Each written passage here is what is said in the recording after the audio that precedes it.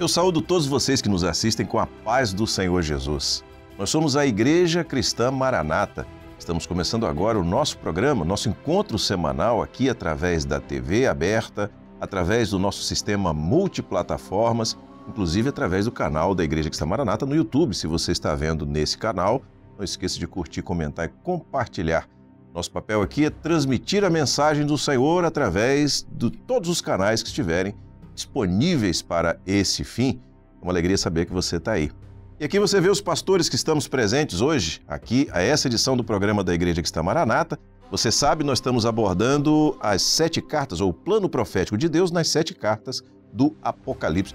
Um tema extremamente adequado para esse momento. Você precisa tomar conhecimento das informações que vão ser passadas aqui. Eu cumprimento os pastores, começando pelo pastor Judeu Tigueiros, presidente da Igreja Cristã Maranata. Paz do Senhor Jesus. A paz do Senhor a todos, os nossos ouvintes, telespectadores, aos demais companheiros. Amém. Pastor Gilson Souza, paz do Senhor. A paz do Senhor, pastor Josias, a paz do Senhor, companheiros. Amém. Na sequência aqui, pastor Júlio Filgueiras, a paz do Senhor. Paz do Senhor, pastor Josias, aos pastores e todos que participam conosco. Amém. Ao lado dele, pastor Douglas Spangero, paz do Senhor. Paz do Senhor a todos os pastores, aqueles que nos assistem. Amém. Pastor Jerônimo Silva. Paz do Senhor a todos que nos acompanham, que estão conosco, aos companheiros aqui. Amém. Pastor Sérgio Souza, paz do Senhor Jesus. Paz do Senhor, pastor Josias e a todos. Pastor Edson Ian, paz do Senhor. Paz do Senhor a todos. A gente sempre tem a vontade, a gente sempre repete aqui que essa saudação é de fato um objetivo de que todos nós aqui, você também, vivam essa experiência da paz do Senhor Jesus. Muito bem, nós entramos na carta à igreja em Tiatira. Estamos na 4ª carta das 7 do Apocalipse. E se você não viu as anteriores, no nosso canal no YouTube você tem toda a sequência até aqui, desde lá do início de um projeto de cobertura que foi feito com imagens maravilhosas ali na ilha de Pátimos e também nas cidades para as quais, onde estavam as igrejas, para as quais foram escritas essas cartas. Nós temos um trabalho maravilhoso, está no nosso canal no YouTube e nós estamos nessa sequência. E hoje estamos falando sobre Tiatira. Eu peço ao pastor Gedeuti para já dar uma palavra para nós, contextualizando o que vamos abordar. Em primeiro lugar, é muito importante que os nossos telespectadores, sejam irmãos da igreja ou de outros grupos evangélicos, seja o que for ou não, é bom entender de que a nossa preocupação não é trazer novidades. O livro de Apocalipse, por si só, ele comporta uma série de, vamos dizer, de ideias, né? Porque entram figuras no livro que algumas até assustam, né? E a ponto de João, quando estava a visão, ele se assustou. João, quando viu algumas visões, disse: João, você está desesperado aqui, eu vou te explicar tudo isso que você está vendo aqui, que ele não sabia como ver os fatos ali sem se espantar. E João estava espantado. Imagina nós que estamos aqui lendo. Então, o texto, quer dizer, o livro de Apocalipse, ele tem muitas figuras que entram e saem inopinadamente, mas que tem uma sequência profética e histórica e que nos ajuda a entender também um pouco do livro e ao mesmo tempo exige que você penetre no livro através por revelação. Então não é simplesmente uma informação que você está dando. Então quando você falar a respeito das igrejas, nós temos as fotografias, né, onde o pastor Gilson, o pastor Ian estiveram, fotografaram, fizeram um trabalho maravilhoso e interessante, de que aquilo foi tão bom, porque quando você fala do passado, desse passado da igreja, né, você sente um pouco das dificuldades dos apóstolos, da igreja em si, e como ela se organizou, e como as coisas foram se dando, e principalmente, você entender que o Evangelho nunca foi aceito pelo mundo. Nunca foi. O mundo sempre rejeitou como rejeitou a Jesus. e rejeitou de modo peremptório. Quando ele diz assim, solta Barrabás e crucifica Jesus. Quem disse isso, quem incitou o povo a fazer isso, foram os religiosos que deviam cuidar das coisas de Deus, mas que eles cuidaram das coisas deles, primeiramente. Então, essa primazia que o homem quer ter tem sido um grande problema e obstáculo no Evangelho desde o seu primeiro dia. É o homem, não é? A sua vaidade, é até natural, mas Deus não aceita isso. Não é? E nós estamos vendo hoje o fracasso, né, do cristianismo. Interessante, eu sempre tenho dito e digo mais uma coisa, a Bíblia não está preocupada com outros grupos. Ela podia dizer assim, falar sobre os muçulmanos, falar sobre os shintoístas, mas a Bíblia não está preocupada. E é uma população grande. Por que ela se preocupa, então, com a igreja? A Bíblia se preocupa com a igreja. Porque é o projeto que engloba tudo. Engloba tudo. Porque é completamente diferente de tudo. Porque é um projeto espiritual. Então, é a mão de Deus agindo no homem. É a eternidade entrando na vida do homem, o que nenhuma religião tem. Então, a salvação é o Evangelho, que é o Evangelho da salvação, é o Evangelho eterno.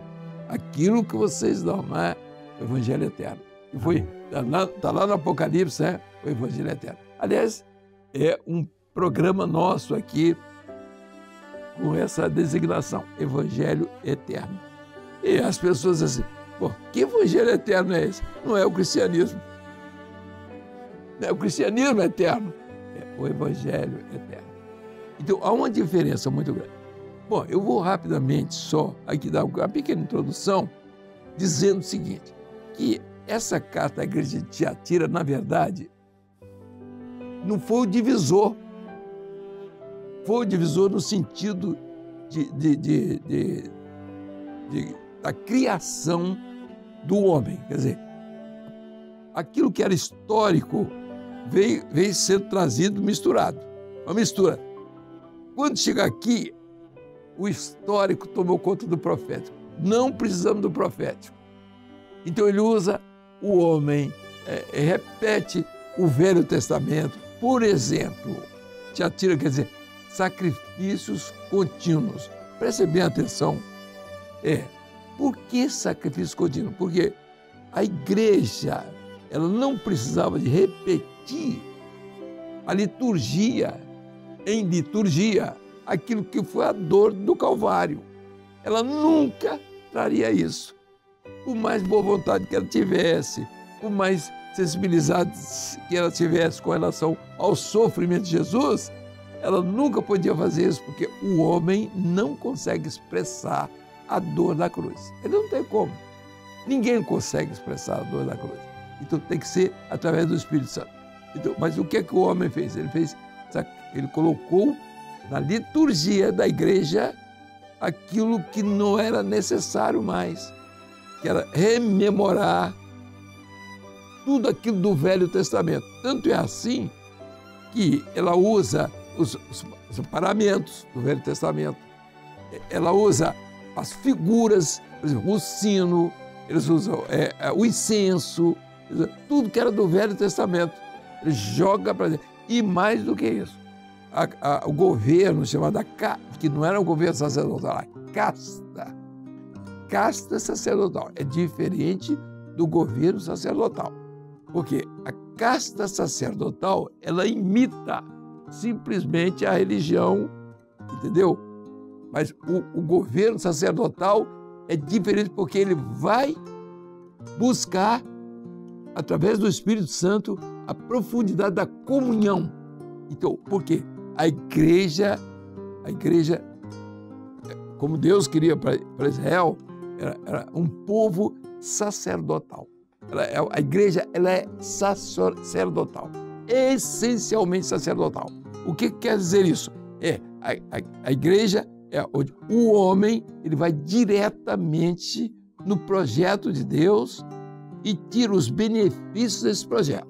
Qual foi o benefício do projeto? Quais foram? O maior foi a ressurreição de Jesus. Amém. E vocês podem ver, diz assim, em Atos, lá diz assim, perseveravam na doutrina dos apóstolos, no partir do pão, na comunhão. A comunhão não existiu antes. A palavra comunhão não existiu antes da igreja. Por quê? Porque o Espírito Santo não tinha sido derramado. Então, para haver comunhão, tem que ser através do Espírito Santo. Então, a relação de Deus com o homem é pelo Espírito Santo. E quando o homem não tem o Espírito Santo, não quer ou não precisa, é religião. Então, é cristianismo sem a experiência do novo nascimento, sem a experiência da palavra revelada, sem a experiência daquilo que é profético, então, sem a experiência dos mistérios, porque uma coisa que o homem não entendeu é que Deus, através do Espírito Santo, ele queria trazer os mistérios dele da eternidade. Aí, encerrando aqui, o homem não consegue. Tudo ele consegue fazer. Você vê a ciência, luta para lá, luta para cá, né? A genética, por exemplo, é uma coisa fabulosa, não é? O homem no esporte, ele alcança medidas, números, né? Extraordinários. Mas a religião, ela se fossilizou. Ela parou, sabe por quê? Ela devia ter buscado a comunhão com Deus. E ela perdeu porque ela largou o Pentecostes. Ela abandonou o Pentecostes. Então, a igreja, agora vou voltar aqui para dar sequência. A igreja de Tiatira, ela mostrou para que lado que ela foi. Aí assim, entrou, aí você vai ver a parábola, os companheiros vão ver a parábola do fermento. Então, colocou 3 medidas de trigo, Pai, Filho e Espírito Santo. Em cada uma dessas medidas, a mulher, a igreja fiel colocou. Vamos lá, na primeira medida de trigo, a doutrina, a Jezabel, a igreja infiel, que usurpou o trono do Espírito Santo, ela ditou como a igreja deveria se manter dali para frente, dentro do projeto de Jezabel. A doutrina do Pai, então, botou o fermento, virou a doutrina do Pai, não é? E qual era todo o ensino que veio da igreja apostólica, que ela tirou. Não, os pais da igreja, quando se fala isso, é bom lembrar que nós não estamos falando mal de nenhuma igreja, nenhuma religião, porque na verdade era um cristianismo que não era conhecido de todos. A diferença do cristianismo para o evangelho hoje é maior do que naquela época. Por quê? Porque naquela época entrou muita coisa política e os crentes viviam até entusiasmados com o governo, porque eles nunca tinham sido governo. Constantino mandou pagar a pastores, mandou pagar a ordem de Constantino, saber qual é? Olha, chegar um pastor em qualquer região do Império Romano, ele precisar, pode tirar dinheiro do governo para dar para eles. Para você ver a que ponto tinha que dizer. Então, seria uma coisa assombrosa para quem estava morrendo nas cruzes, nas fogueiras. Não. Mas veja, é o que diz a palavra aqui. Bom, em segundo lugar, a prostituição. O que ela fez? Assim, ela profetizava sem ser pelo Espírito Santo. Que se diz, profetiza, mas é mentira o que ela profetiza. Olha, eu sou de Cristo, eu sou de Jesus, nós estamos falando, vai todo mundo para o céu, e se não for para o céu, vai para tal outro lugar. Ela arranjou tudo, não é? E por último, não é? A idolatria. A mulher, essa mulher infiel, por isso que a palavra mulher. Depois os irmãos vão fazer a diferença entre a mulher, a igreja infiel, e a noiva que está lá no livro do Apocalipse, dá por conta dos irmãos.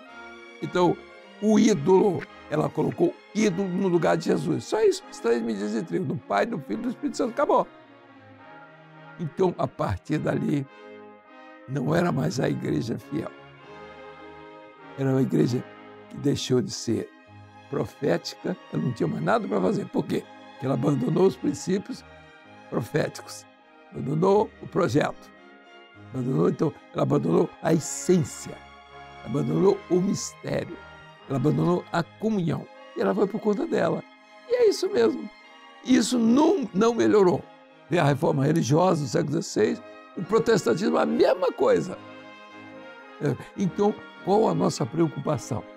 É uma análise de tudo isso e assim, o que temos que fazer? Não, vamos ficar com isso? Vai ser assim? É isso? Então nós temos que, de certa forma, não é contestar nem brigar, mas seguir o caminho que o Senhor propôs para todos nós, que é o direito de todo mundo. Não é só o nosso direito, da nossa igreja, da nossa religião, não é. É de quem quer Jesus, né? Você quer Jesus? É diferente de tudo isso aqui. Vamos lá. Vamos seguir. E as pérolas. Né? Isso, não. O pastor Esdelti fez uma excelente contextualização, Obrigado. Edson. Mas a gente gostaria de saber agora do ponto de vista da contextualização histórica, desse período da igreja de Tiatira, quando nós lemos na carta, fala acerca de que período da história da igreja? Amém. Eu vou falar um pouco do histórico e do geográfico desse momento para se entender o contexto. O Império Romano, ele começou como império, ele era uma república em 27 a.C., antes do nascimento do Senhor. Ele durou como um império total até 395. Então ele era um império que controlava toda aquela região, até a Judéia, norte da África. E em 395, Teodósio dividiu com 2 filhos, Arcádio e Honório, em Império do Oriente e Império do Ocidente. Né? E com isso, o que aconteceu? O Império do Ocidente, que é essa parte da Europa, ela começou a enfraquecer. Teve a invasão dos bárbaros, né? Quem eram os bárbaros? Quem não era do Império Romano era considerado bárbaro. Então teve lá os germânicos, que eram os visigodos, e os ostrogodos, que eram os germânicos. Visigodos eram os germânicos do oeste. Os ostrogodos, o do leste, o germânico do leste. Então eles invadiram esse Império Romano do Ocidente e enfraqueceram esse império. O que aconteceu? Começou a aparecer vários reinos. Teve ali os suevos, os francos, os anglo-saxões, os visigodos, os ostrogodos. E aí o que aconteceu? Com esse reino sem uma liderança, foi onde a igreja surgiu para unificar esse grupo. Ali surgiu o feudalismo. O feudalismo é uma característica do Império do Ocidente enfraquecido, desse reino, esses reinos que apareceram. Então a igreja agora surgiu como unificadora, e nessa hierarquia do feudalismo era o rei e segundo já era o clero, já era a igreja, e ela então começou a ditar as normas, e com isso criou os mosteiros. O ensino era por parte da igreja, tanto é que as universidades surgiram dessa igreja. E aí, o seguinte, só quem pode ensinar somos nós. Com isso, a palavra ela foi escondida dentro dos mosteiros. E a minha única palavrinha que eu ainda ia colocar aqui, na hierarquia do clero, dentro do feudalismo, o monge era a parte mais baixa. Era o único lugar onde as classes sociais mais simples conseguiu entrar. Então eles colocavam os filhos para ficar lá em mosteiros, servir em mosteiros, se isolar da sociedade. E eu creio que é ali que apareceram os reformadores depois, né? Que vieram de famílias mais simples e tiveram acesso à palavra.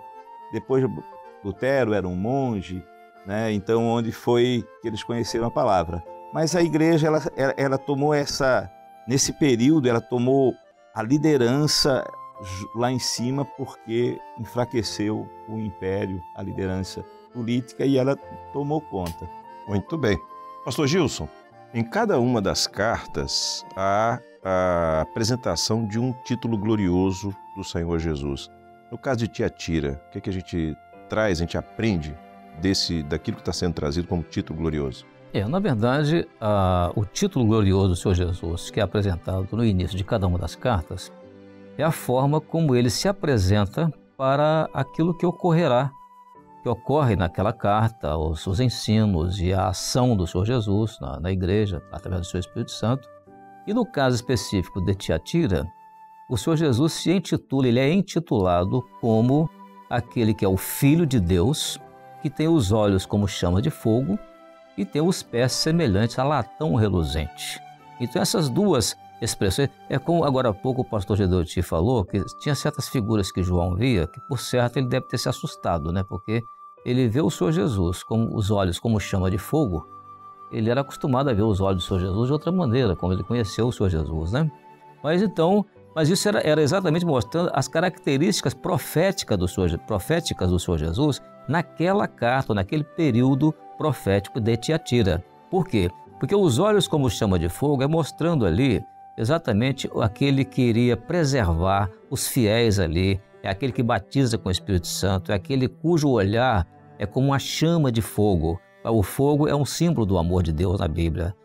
Jesus traduz no olhar dele o amor de Deus através do quê? Através do Espírito Santo, quando ele batiza o homem com o Espírito Santo, porque o Senhor Jesus, ele é o único que batiza com o Espírito Santo. Quem falou isso foi João Batista, quando disse, ele vos batizará com o Espírito Santo e com fogo. Por que o fogo? Porque o fogo é para essa última hora, para acender as candeias da igreja nessa última hora, para que a igreja esteja preparada para o arrebatamento.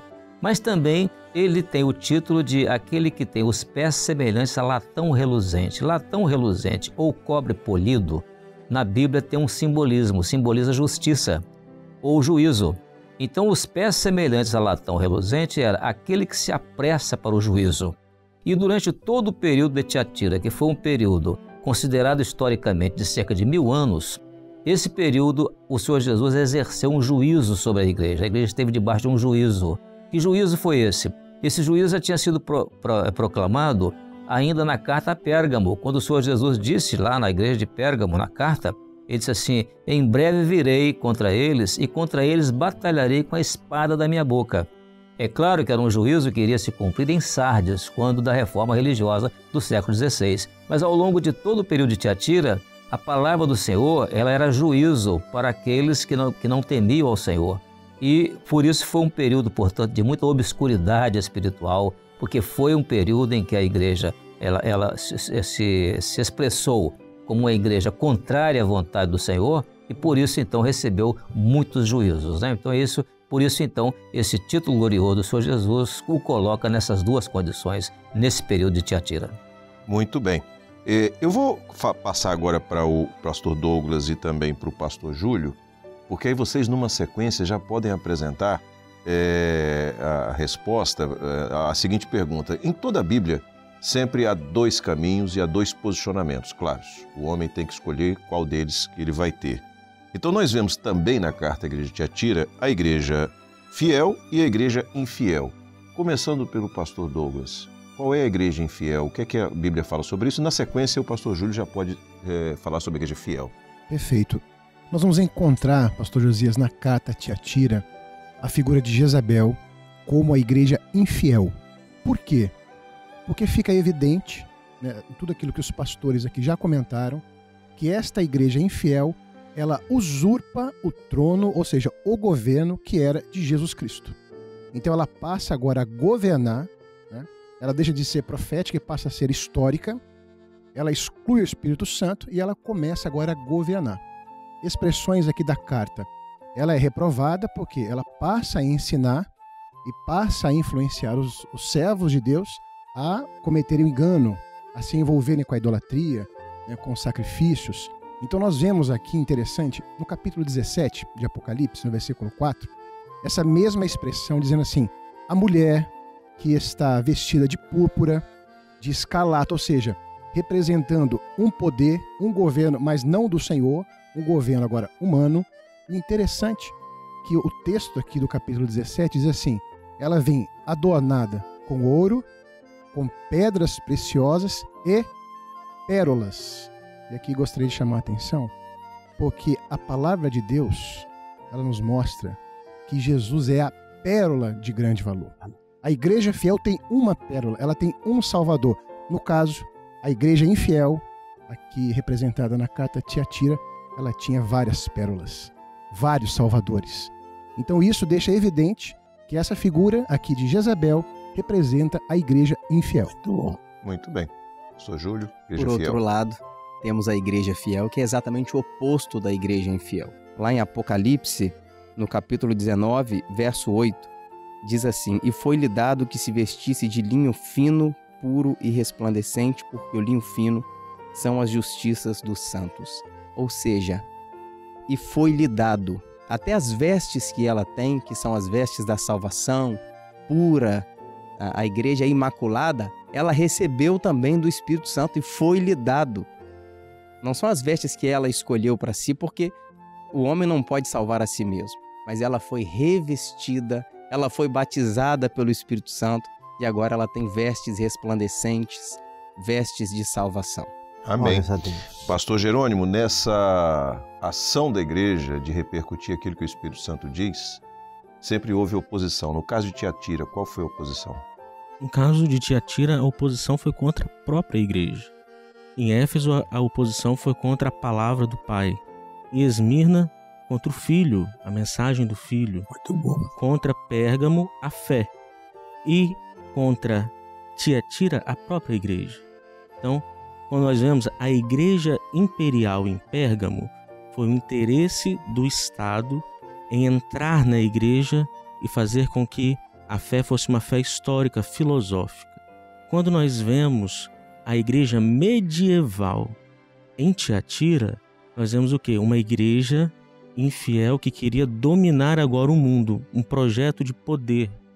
Então, tudo isso fazendo com que a igreja crescesse, a igreja infiel, não pela fé genuína e não pela salvação em Jesus, mas com interesses próprios, quando na verdade o que o Senhor tem para a igreja é a fé genuína, é a palavra do Pai, o governo do Filho e a dependência do Espírito Santo. Glória a Deus. Pastor Sérgio Souza, para quem está nos assistindo, uma palavra aplicando a vida da pessoa que está agora participando conosco desse programa. O que nós vemos e que é segurança para nós é que a igreja fiel, seja o povo eleito, escolhido, e que faz também a sua opção contínua de ter o Senhor Jesus como seu Salvador, o seu fundamento, esse povo tem como segurança o fato de a mão de Deus, ou seja, a operação do Espírito Santo está no seu meio para lhe dar, acima de tudo, um grande valor, que é o que nós mais precisamos nessa hora, que é a comunhão. Ou seja, se por um lado a igreja infiel e tudo que foi colocado está se perdendo cada dia mais, por outro, a igreja fiel, o povo de Deus, vive em estreita comunhão com o Espírito Santo, pelo poder do sangue de Jesus, pelo resgate, o sacrifício dele. Há uma igreja que está inteiramente na presença de Deus, é governada, ela quer ser governada pelo Espírito Santo, ela quer ser dirigida pelo Senhor, ela não abre mão da revelação presente no seu meio e de o Senhor à frente. Como o Júlio disse, o Espírito e a esposa, ou seja, o Espírito vai adiante e a igreja vai na sua dependência. Louvado seja o nome do Senhor. Bom, nosso tempo chegou ao fim, me despeço de todos aqui com a paz do Senhor Jesus. E para você que está em casa, eu quero dizer uma coisa, dia 1º de dezembro, 11 horas da manhã, trombetas e festas, você não pode deixar de assistir a esse evento, tá bom? Deus abençoe, a paz do Senhor Jesus.